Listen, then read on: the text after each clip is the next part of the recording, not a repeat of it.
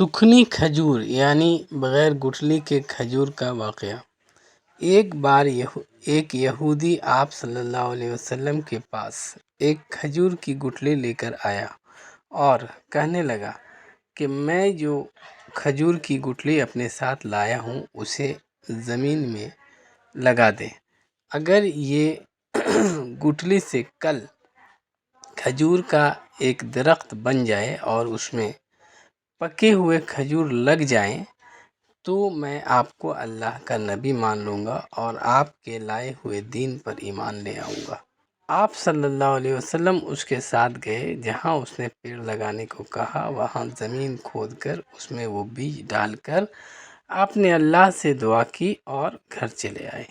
وہ یہودی اپنے گھر چلا لیکن اسے یہ ڈر ہوا کہ اگر اس کھجور کی گٹھلی سے پیڑ نکل آئے اور اس میں کھجور لگ گئے تو مجھے ایمان لانا پڑے گا۔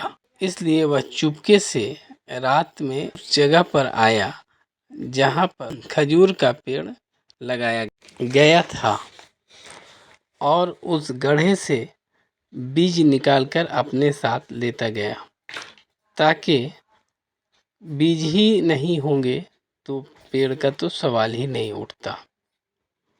اگلے دن وہ آپ صلی اللہ علیہ وسلم کے پاس آیا اور آپ کو لے کر اس جگہ پر گیا جہاں پر کھجور کا پیڑ لگایا گیا تھا۔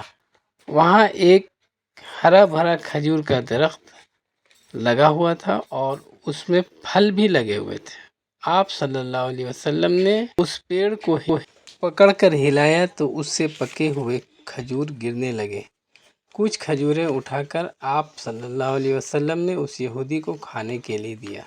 جب اس یہودی نے کھانے کے لیے کھجور کو بیج سے پھاڑا تو اس میں بیج نہیں تھا۔